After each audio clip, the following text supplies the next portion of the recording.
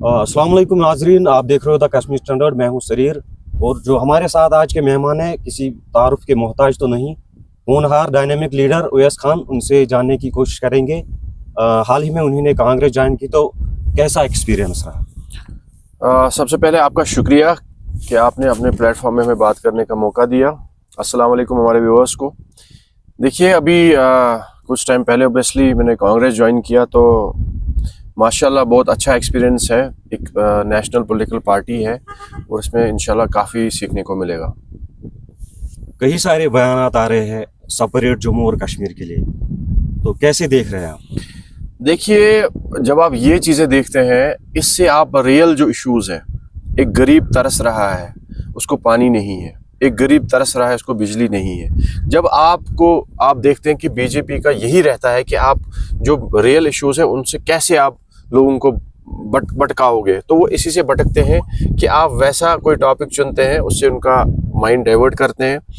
जो ये बात है इसको सेपरेट करेंगे, ये करेंगे, वो करेंगे, उससे पहले बेटर है कि इनको चाहिए कि लोगों के मसले। साहब जो शोपियान के एमएलए साहब है, उन्होंने एक प्रेस बाइट में ये बात बोली थी। देखिए एमएलए साहब, ग्रेटर कश्मीर चाहिए। देखिए ये कोई मैं ये कहना चाहूँगा एमएलए साहब से कि आप पहले शोपियान पे फोकस करें।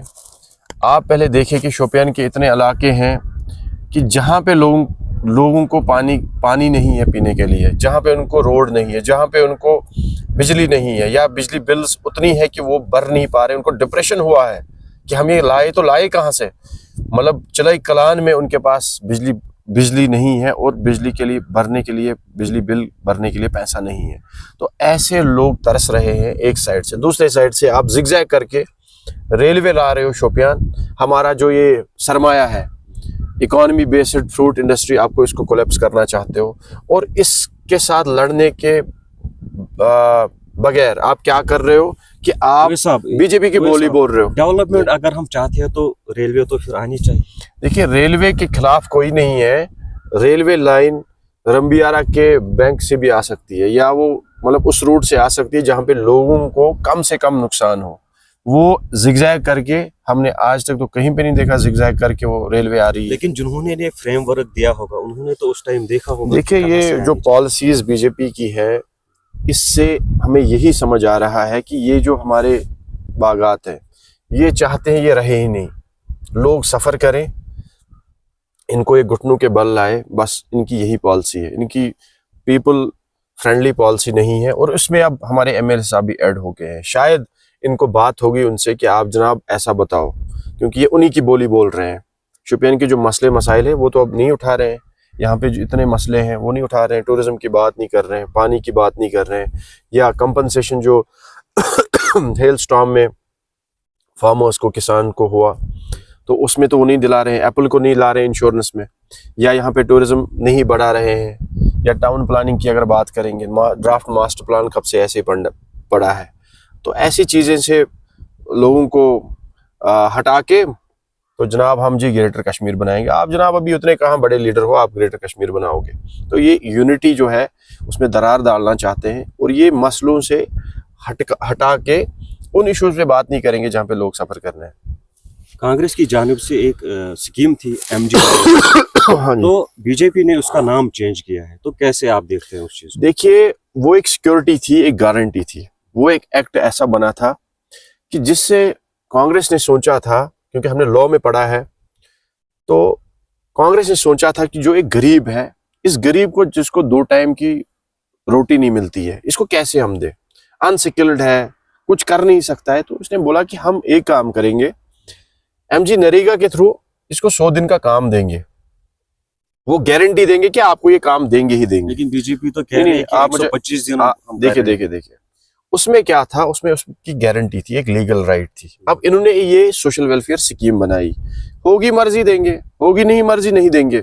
और पहले ये सेंटर से, MG नरेगा के थ्रू सेंटर से आती थी, सारी फंडिंग उसी से आती। अब इन्होंने स्टेट का इसमें शेयर रखा है। कल को स्टेट के पास पैसे नहीं हुए, और इसमें इन्होंने क्लॉज, MG नरेगा में क्लॉज रखा था कि अगर हम नहीं दे पाए तो हम इसमें कंपनसेशन देंगे। तो ये क्लॉज तो मिसिंग है। और यहाँ पे इन्होंने पंचायत को स्ट्रांग किया था कांग्रेस ने। उससे क्या होता था कि गांव में कोई काम होते थे, इसी से वो काम भी होते थे। कोई बिल्डिंग बनती थी, ड्रेन बनती थी, लेन बनती थी, टाइल लगती थी।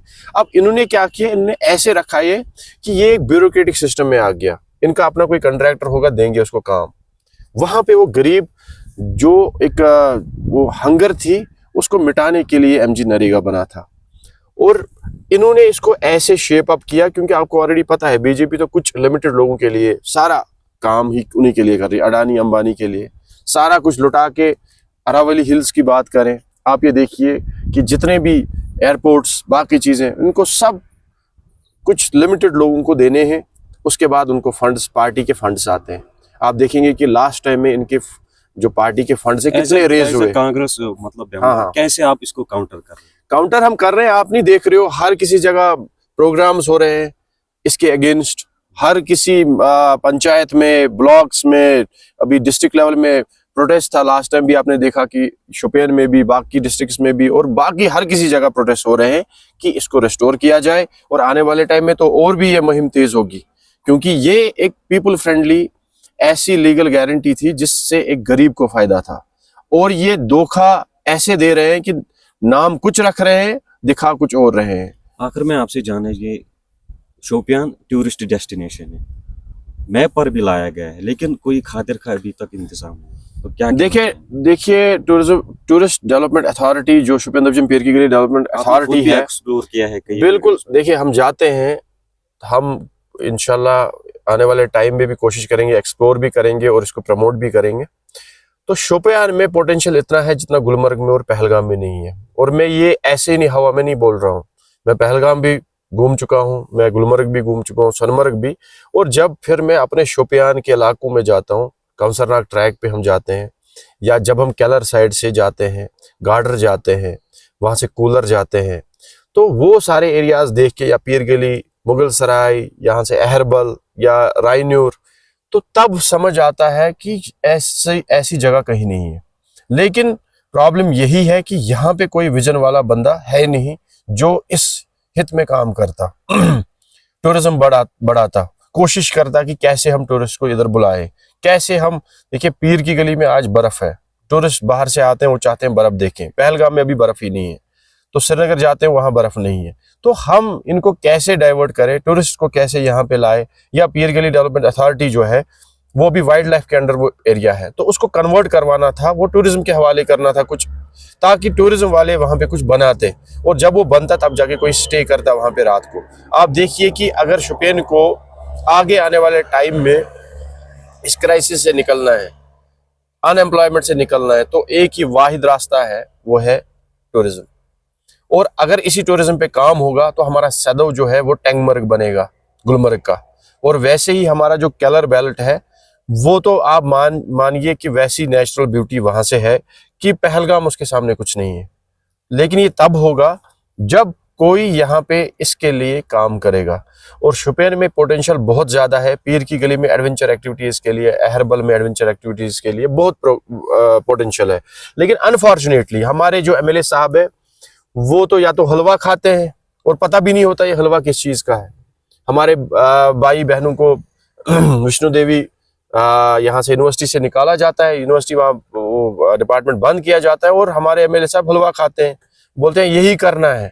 तो ये शोपियान के लोगों को समझना चाहिए कि आप किन को वोट करते हो।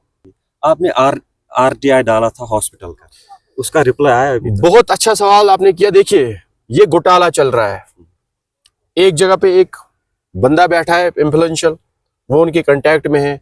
हॉस्पिटल में जो भी हुआ आज तक अपील पे अपील मैंने की, कोई उसका जवाब नहीं आया। इवन बंदा जब तक रिटायर भी हो गया जवाब भी नहीं मिला। क्यों? क्योंकि बंदे ने जो सर्टिफिकेट लाई थी जिसपे डॉक्टर बना था, वो सर्टिफिकेट ही फेक थी। अगर वो जवाब देता तो वो फंस जाता।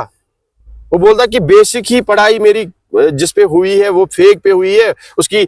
अगर आप फॉर एग्जाम्पल आपकी लाइसेंस मिलती है 18 साल पास करने के बाद, आपने 16 साल या 15 साल 14 साल की एज में फेक डीओबी दे के लाइसेंस, क्या वो लाइसेंस वैलिड है कि इनवैलिड है? वो इनवैलिड है, क्योंकि आपने वो तब ली है जब आप उसके हकदार नहीं थे।